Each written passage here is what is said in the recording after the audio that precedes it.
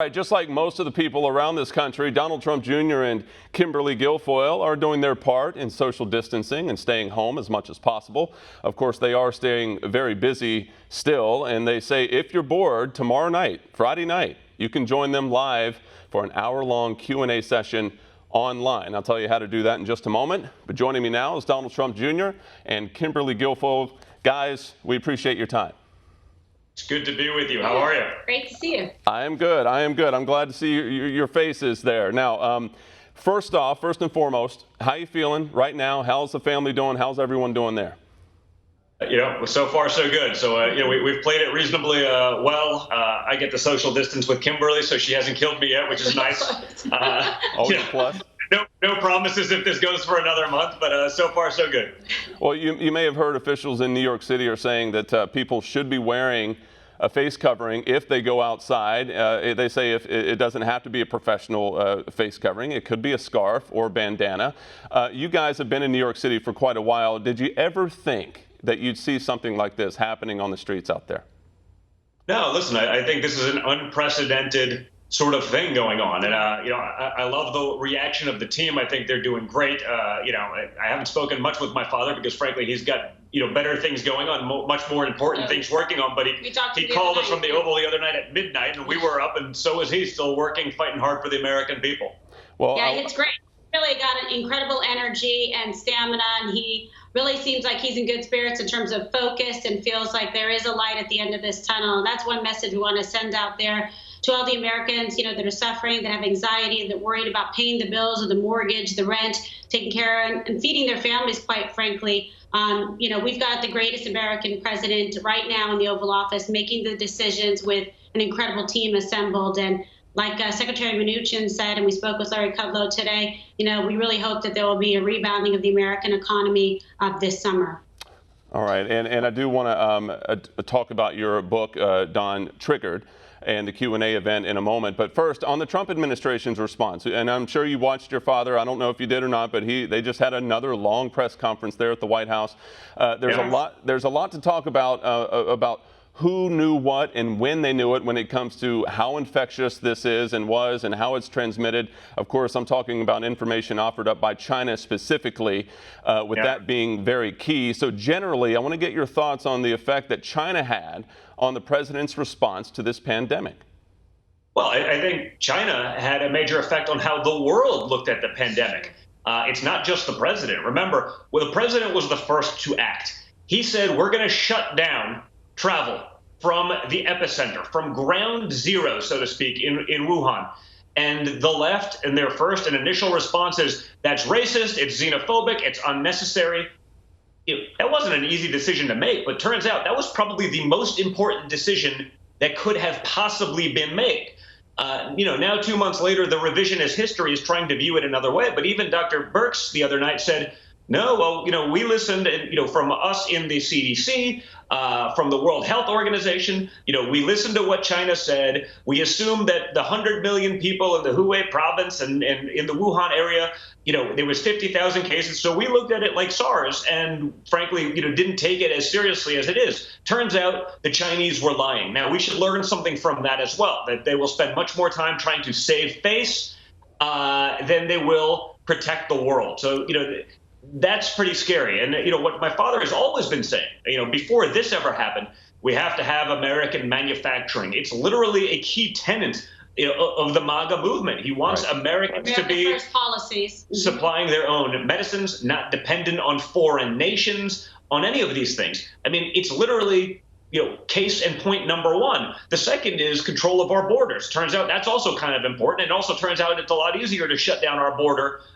when you actually have to do it. So to be able to control that, that's why he's been right all along with all of these things. But the left has to come out and say, oh, shutting it down is racist. Turned out that was the best thing we could do to stop the spread of this virus. Well, we can't rely on China and other countries to make sure that we have the necessities at home. And right now, when you think about it, in terms of pharmaceuticals, et cetera, why are we relying on China? Apparently, they were quite dishonest in the beginning in terms of what they were giving us in terms of real-time information from the Chinese Communist Party. And now what we have effective leadership here, getting the best resources, American entrepreneurs and innovators working, round the clock to make sure that we have the supplies we need. We should learn from this lesson. It's what the president was saying from day one, and rely on ourselves in American manufacturing and businesses. Make it here at home so we are not dependent on another country. Don't forget, the Chinese information minister, like a real guy, not some guy with a Twitter account, like a guy with a check mark, a blue check mark from the Chinese government, actually came on air and online and everywhere and said, well, we think it could possibly be something from the U.S. military. Right. Maybe that's how this started. So, again, if China was less worried about saving face and trying to appear like they have everything together, they're the perfect nation to the rest of the world, if they were a little bit more concerned about feeding their population rather than stealing our military technology and the rest of the world's IP and technology, maybe we wouldn't be in this place. So, I think we have to reassess that. And I think my father's the first guy to ever crack down on the Chinese regime and everything they've done, whether it's bad trade deals. Yeah, resetting the table with trade to have reciprocity, so it's a two-way street. Yeah, well, you guys mentioned, if I could jump in, you mentioned saying China's not our competition. China isn't a threat to us. Now it's convenient. His son took $1.5 billion, billion with a B, from the Chinese government in the fund world. Now, no one had ever heard of him as a fund manager or investor, but guess what? They were buying access. They were buying that sort of security. And for the average person who may not know this, in the fund world, the fee system is such. It's usually a 2 and 20 model, 2% fees, 20% of the upside. 2% on $1.5 billion is $30 million a year to Hunter Biden. Well, okay? The Biden family has a lot to gain by thinking that China's not a threat. The perfect segue, Don, because and I want to ask this. A lot of folks are weighing in on the president's response to this, including, of course, Joe Biden. I want to start with you, Kimberly, as a senior advisor to Team Trump, and of course, Don as his son and one of his main advisors as well. But with regards to your thoughts on all of this, have you heard anything more about a possible phone call between the president and Joe Biden, and what would that look like? Well, look, this is the time to put bipartisan politics aside. It's not about red. It's not about blue. It's about red, white, and blue. And the president has shown really demonstrably that he's able to act in a bipartisan fashion for the best interests, representing all Americans. And you see how wonderfully the president's been able to work with people who don't always agree with him, whether it's Andrew Cuomo, the governor of New York, or Gavin Newsom, the governor of California. He is working cooperatively, effectively, efficiently, and honoring their requests. Both of them have said, as it relates to the things that they need for their states, which have obviously been particularly hit hard, he has acted with specificity and certainty and given them exactly what they need in a very quick, timely fashion. Now, you won't hear that in the mainstream media. They criticize them. They say, no way, the ship's going to come, the comfort ship to New York. And of course, it was there within a week. So again, fact check, they proved to be, spewing fake news, purveyors of fake news. So the president, if he reaches out and Joe Biden reaches out, that call should go just as well. It's not about the election right now between them. It is about what's doing in the best interest of the American people. Well, that said, though, at the same time, I'm not sure what the president or any of the people on the task force are going to learn from Joe Biden. He's done these, sort of online pressers every day. He had a 2-point presser. He had 2 points. He couldn't remember either of them the other day. And what the media has conveniently totally forgotten was that the Obama-Biden administration response to swine flu in 2009, where tens of thousands of people were infected before they did anything, okay? 60 million people got it. Now, luckily for us, it was not as deadly as this is, okay? It was not as voracious as this disease is, because they were so late to the game that it would have been much more of a disaster than what you're seeing right now.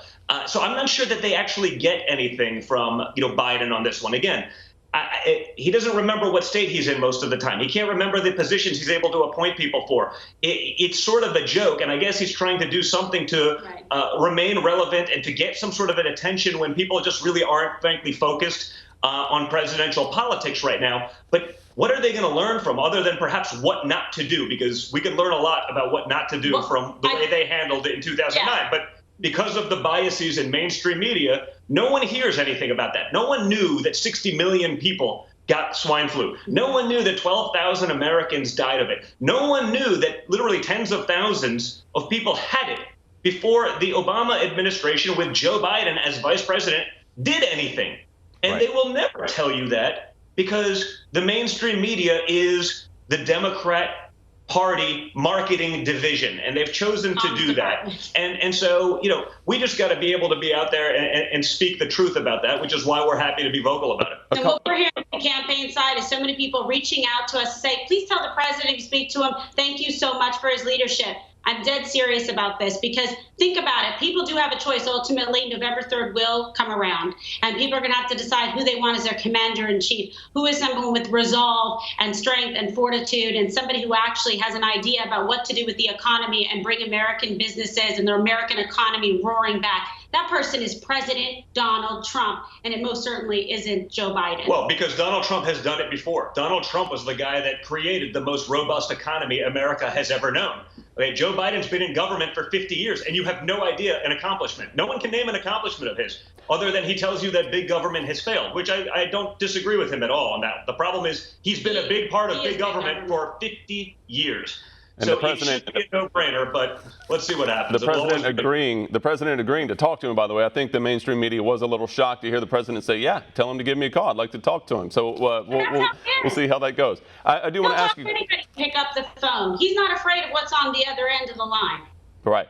Well, I do want to get to this because this is something big that's going down tomorrow. Of course, 90% of the country with stay-at-home orders are hanging out at the houses, and you all are hosting a live Q&A tomorrow night, Friday night, from your living room there at 5 p.m. Eastern. Our viewers on OAN here can purchase your #1 best-selling book, Triggered, on your Facebook page, and then they get an invite to join you. So tell us about it. How's it going down? Well, listen, we're just going to, honestly, with me, sort of, you never know what's going to happen. So, people have been asking me sort of do one of these Ask Me Anythings for a little while. I figured, people are probably at home looking to add to their reading list. So, we'll make it a little bit interesting. I have no idea where it's going to go. We'll have some fun with it. It'll be on our Facebook pages, so you can kind of check it out there. 5 p.m. Eastern. 5 p.m. Eastern time. And, let's see. Open mic for an hour with me. I know I'll probably say something that will get me in trouble because it's sort of. I'll try to keep him out of trouble. But you'll be there as well. My voice of reason, like punching me under the table. After being cooped up in a house for a few weeks with her, I may just totally disregard all of that and pay for the consequences later. Well, we're prepared to see what comes of this. I do want to ask you before we go, what advice do you have for our viewers during all of this? And I also have to ask, are you binge watching anything over there? You got to be binge watching something. Yeah, we basically watched Tiger King in 2 sittings. So it's sort of amazing. And I'm just really disappointed that I didn't know you could get a tiger for $2,000. I'm like, it's a lot of money, but it's a tiger. That would have been pretty cool.